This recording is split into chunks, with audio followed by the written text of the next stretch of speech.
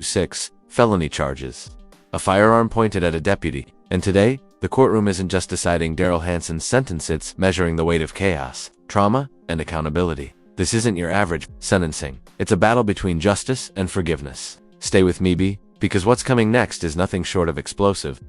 We will go on the record in the matter 23 CF 156, State of Wisconsin versus Daryl Hansen. Appearances are we have all parties appearing in person. Daryl Hansen appears with his counsel, Travis Kowitz. We have the state appearing through District Attorney Kevin Schmidt. We're set here today in this matter for the sentencing portion of this case. This is a very serious matter. Mr. Hansen has pled guilty to 6 counts of first-degree recklessly endangering safety, Class F felonies, 6 counts. The court did order a pre-sentence investigation report. When a court orders a pre-sentence investigation known as a PSI, it's not just legal paperwork. It's a deep dive into the defendant's life, criminal history, mental health, community ties. Think of it as the court's version of peeling back every layer to understand what kind of person is standing before them. The court has received and reviewed that report. The court has also received a sentencing memorandum filed by defense. The court has reviewed that report as well. Before we begin, Mr. Schmidt, victims' rights compliance. We are victim rights compliant. Did you receive a copy of both of those documents, but in particular, the pre-sentence investigation report? I did. I've reviewed all of those. I have no corrections to the PSI. Mr. Kowitz, did you receive a copy of the pre-sentence investigation report? I did, Your Honor. And did you notice any corrections or material modifications that need to be stated on the record? No, Your Honor. Did you go over that report thoroughly with Mr. Hansen? Your Honor, I've gone over the report with both Mr. Hansen and his wife. We didn't go through it line by line, but we went over the main portions. The defense really say they didn't go through the side line by line. That's like speed reading the blueprint before building a house. If every line could influence how many years you're behind bars, would you skip a single one? It's a pretty voluminous report. It is a voluminous report, but you're indicating that for the sections that are the material and important sections, you went over those at least thoroughly? I did, Your Honor. And he did not find anything that needed to be corrected on the record? There are no factual errors or omissions in the report. All right, thank you. Mr. Schmidt, before we begin, so I have an idea, we have Ms. Bauer. The judge is setting the stage. Victims are about to speak. And let's be clear, this isn't just a formality. These are emotional wrecking balls wrapped in legal impact. The words that follow may not change the law, but they absolutely shape how it's applied. Present here, victim witness coordinator. Ms. Bauer, do you have an idea of how many people will be making statements today? 3 for sure, 5. 3 or 5 statements. Okay, Mr. Schmidt, how were you wishing to proceed? I see that you have video. My plan is I would request the court to allow victims and to speak first. There's been requests by at least one victim the ability to possibly give a statement and leave if they need to. Then if there's any character reference witnesses, we can do the defense. I plan on using the video in the course of my argument. Okay, thank you. And just so everybody is aware, please make sure that your cell phones are on mute so that this is not interrupted. Obviously, I see law enforcement are present here, so if there are issues and you get called or something like that, that is something that can't be avoided, and you are forgiven for that. Okay, so Ms. Bauer, who wishes to make a statement first?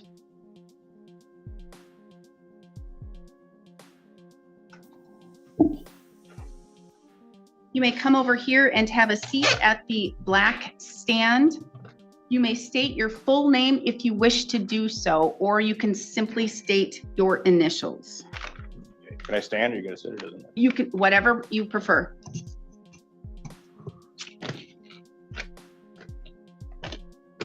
Okay.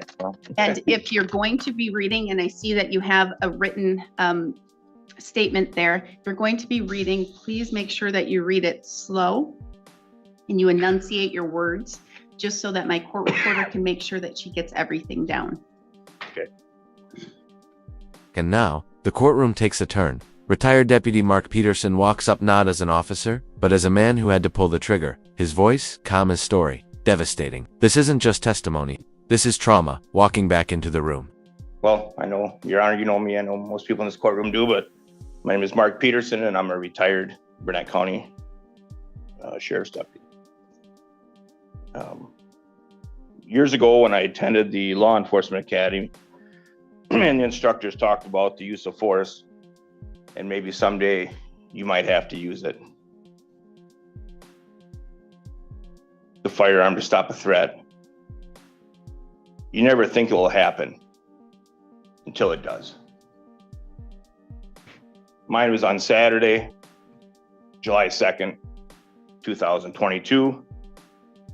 I shot the defendant 3 times after he recklessly pointed a firearm at me in Danbury, Wisconsin. Folks, some folks say that a sheriff's deputy can't be a victim. It's part of your job. It's what you get paid to do. I say to those folks, have you ever been in a fight?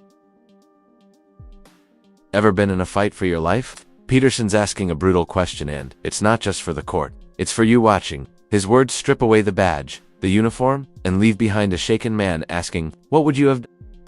How about a fight for your life? Have you ever ordered, yelled, begged, and pleaded for another human being to comply and drop a loaded firearm, while that same human being is not complying, swearing at you, giving you the finger, waving the firearm around recklessly, and yelling at you to shoot him, before finally pointing the firearm at you? You don't know how shooting another human being will affect you until it does. I unfortunately found it out, and it affected me physically and mentally. I'm not going to go into details about the medical and mental health issues directly related from the shooting. Most people in this room already know, as probably does Your Honor. And I'm not going to give the defendant the satisfaction of hearing it. But I will say I'm no longer able to be in law enforcement. And in my opinion, Burnett County lost a damn good deputy. I was asked about hypotheticals by a few folks that will probably never know what it's like to run towards danger instead of running away from it. Questions like, what if the defendant was suffering from mental health issues, psychosis, was on medication? Did you know he was a combat vet? Well, he was intoxicated. He wasn't in his right mind. He didn't know any better. And no one got hurt. He's an active member of a church. Or you shot him 3 times. He's an elderly male. He has medical issues now the rest of his life. Hasn't he suffered enough? Peterson throws down emotional hypotheticals. What if it were your child in the bar? But here's the legal twist. The judge must rule with reason, not rage. That's the razor edge of sentencing, balancing logic with human suffering. Well, I got my own hypotheticals. So I ask Your Honor, what if when the defendant was in the fishbowl bar, he pulled his firearm, was waving it around, and he shot one of your friends, one of your family members, or one of your loved ones? How about when he exited the bar and he's walking around the parking lot, waving the gun around recklessly, and he would have shot one of your family, one of your friends, one of your loved ones? How about when he was walking through the field and down the road on July 4th weekend? Failure to listen to law enforcement, waving a gun around at people outside their cabins enjoying their July 4th festivities, and he would have shot one of your family, friends, or loved ones. And what if he would have shot me? I hope someday God will forgive Mr. Hansen, because I never will. Thank you, Mr. Peterson. And I do just want to make one comment. He did walk out, but he did make a suggestion that I look at whether or not it would be one of my family members or loved ones. I cannot do so. This is not an emotional process. This is a rational process. Ooh, boom, there it is. The judge drops the reminder. This is not an emotional process. In other words, no matter how good stories get, the law demands rationality. But can any human truly separate head from? And the court cannot put emotion into a sentencing. May you state your name, please, for the record. Philip S. Unger, U-N-G-E-R. You may have a seat or you can stand, whatever you prefer. I'll stand. You may begin. So what do you want to know? Whatever you want to tell me about that day and who you are in relation to this incident. Oh, I'm the neighbor. My land joins us. I was just watching TV that day, and we have a beagle, and the beagle started barking. He's on the bed. You can see out the windows straight towards 77 and 7th Place Road. And so he started barking, so I go out there and looking, and I'm like, oh, I see a police car up there, top of the hill. It's a private road, and which is not uncommon because they do pull over people up there, you know what I mean? Because they turn on to 77 where the first road. And so I didn't think too much, but then I didn't see any other car, you know? So I went out on the porch after that, and first thing I see is a police officer with a gun pointed at someone who I didn't know was, you know, saying like, sir, would you please put down the gun? In a calm voice. And again, he goes off like, you know, obscenities and I'm gonna do this to you and all this crap. And I mean, like I said, it was like right at the top of the hill. He's probably 30 feet away from each other, you know what I mean?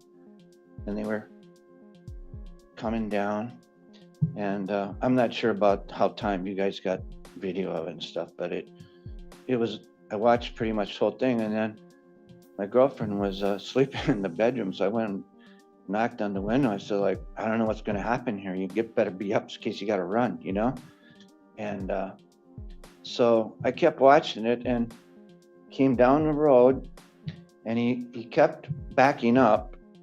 He never stopped really backing up. He was slightly turned, I thought, to the left, so that he could raise the gun, you know what I mean, and be in a right angle. And the threats and shit went on, and the police officer was just calm throughout the whole thing, and never raised his voice, just said, sir, please put down the gun. This went on and on and on, and you don't know what's gonna happen. So eventually he just passed my lot line, and there's a road back there that used to have a place to haul wood, and with our neighbor before him, and he had a bobcat, so the road was kind of, it's not a real road, but it's kind of a road. And so Mr. Hansen, of course, I didn't know who this was at the time. I figured it was somebody from the bar, you know what I mean? And so he gets back into there, and I'm watching this, and the girlfriend is on deck level higher and stuff like that. And I didn't actually see him being shot, you know what I mean? But I heard the conversation through the whole time. I was probably 150 feet away from most of it, you know what I mean? And so I could hear everything. And, but there was enough foliage in the way so that I didn't see the actual, shooting.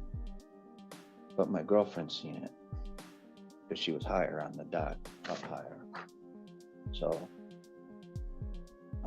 I didn't see any of the police officers do anything wrong. I'm surprised they didn't shoot him out in 7th place. With the threats and stuff going on, threatening to kill everybody, stuff like that. I mean, come on. He doesn't have a right to do that. Thank you.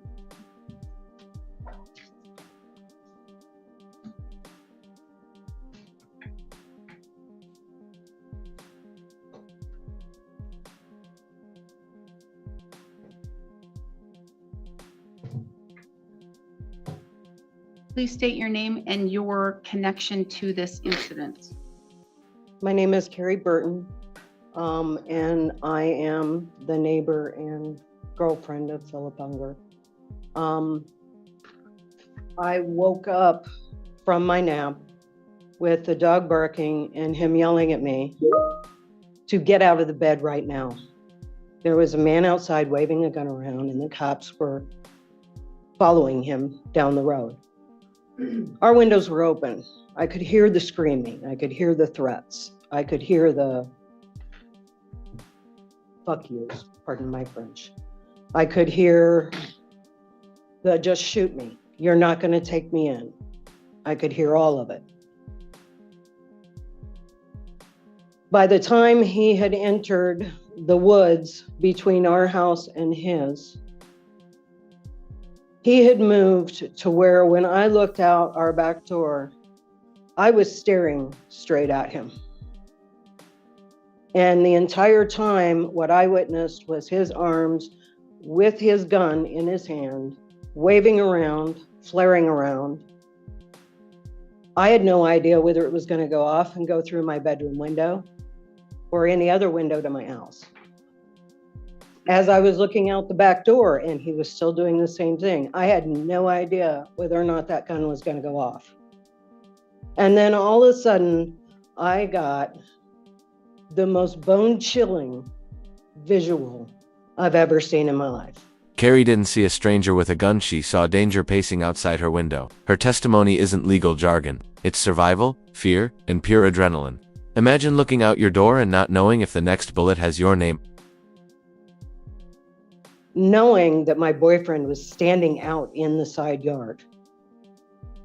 Knowing I could see 3 officers standing in the woods trying to get him to stop.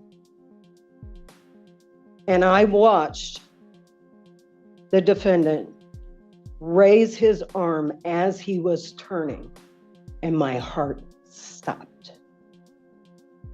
I hit the floor because I knew within a split second it was happening. And in that time frame, I heard 3 shots fired, and I stayed on the floor until my boyfriend came in and said they just shot him, and I could breathe again. The only thought I had was that he had shot either my boyfriend or one of the officers, because those bullets could have gone anywhere at the rate he was turning and raising his firearm. That's something I'll never forget. And it takes a lot of time to be able to sleep again at night after that. And to this day, if we hear a gun fire off in our neighborhood, we make sure we look to see if we can figure out where it is. And all of that was brought on because somebody got irate with a loaded firearm and started waving it around recklessly.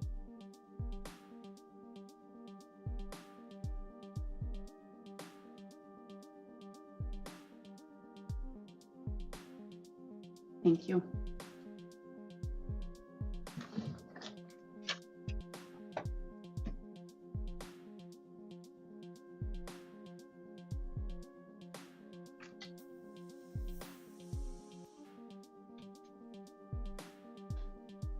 Please state your name and your connection to this incident.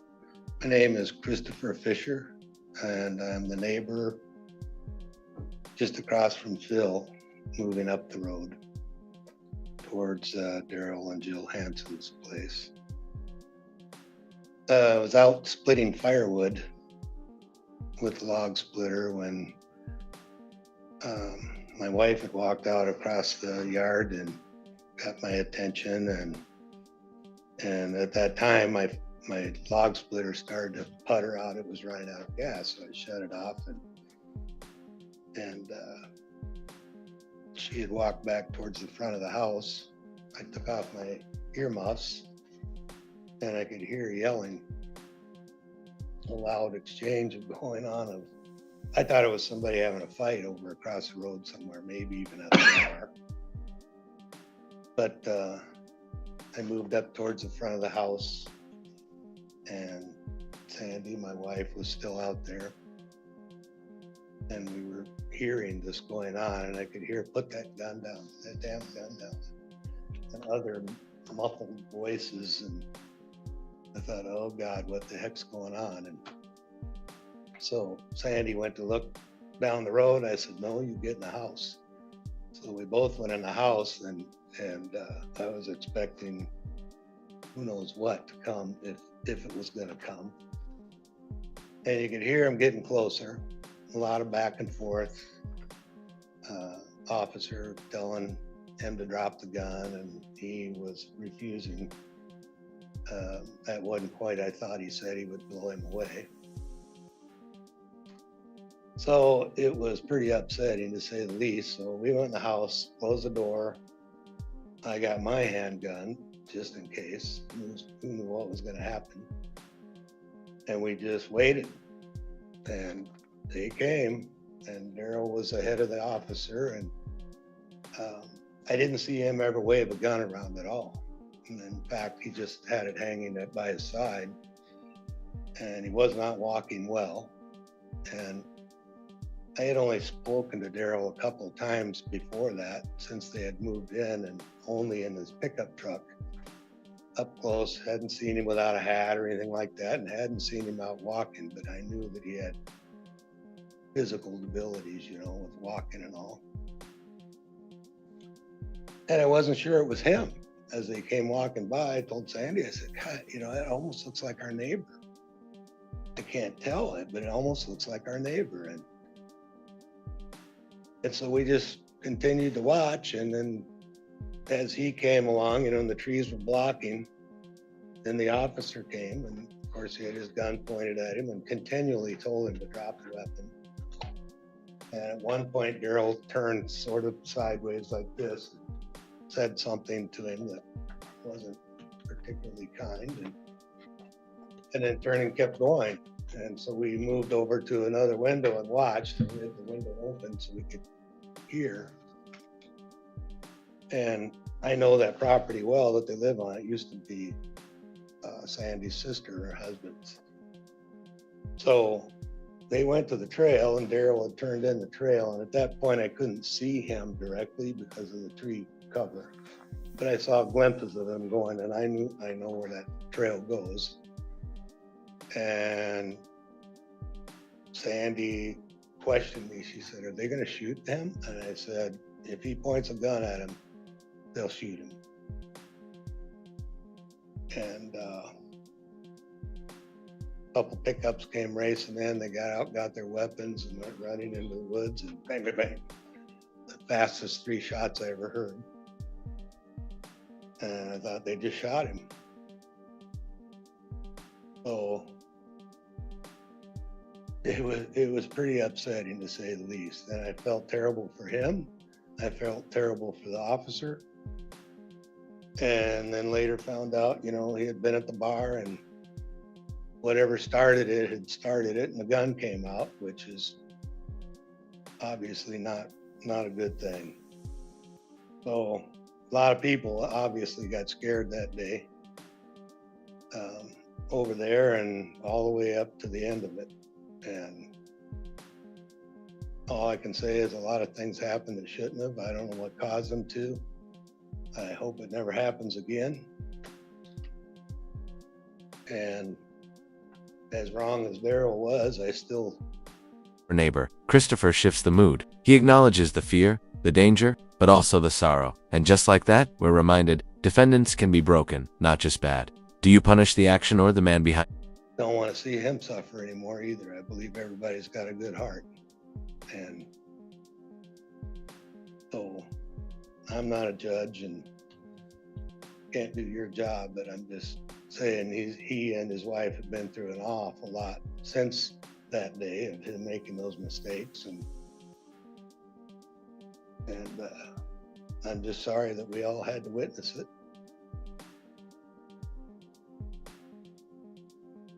That's it. Thank you.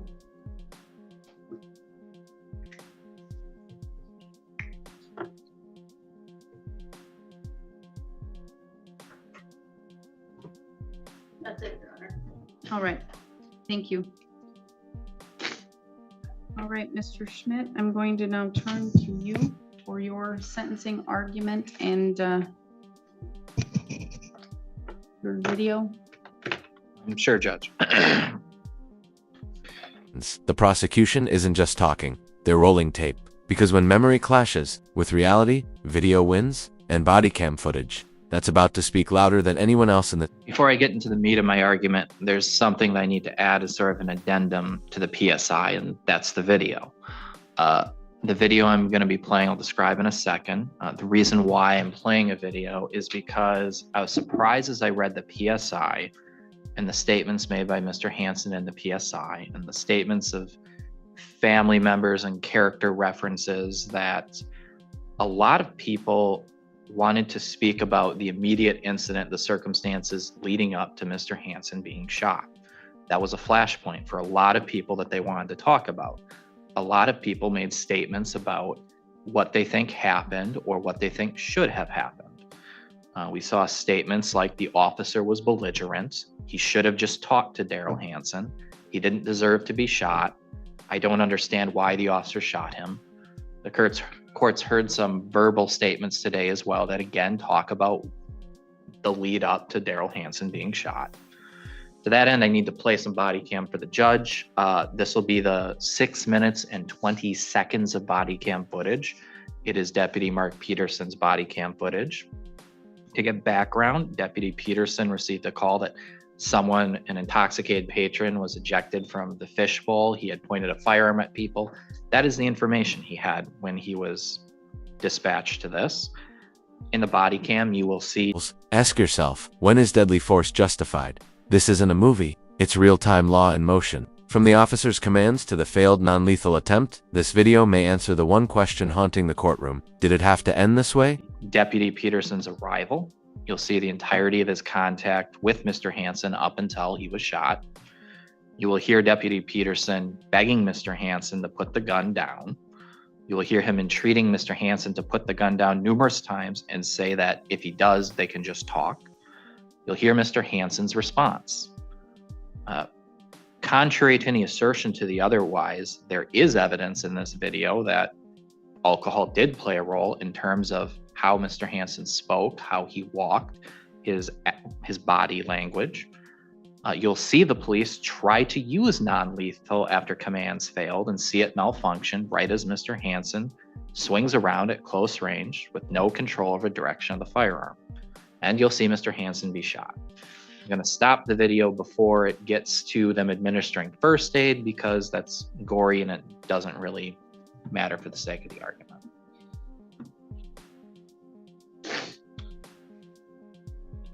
First 30 seconds is before the audio kicks in.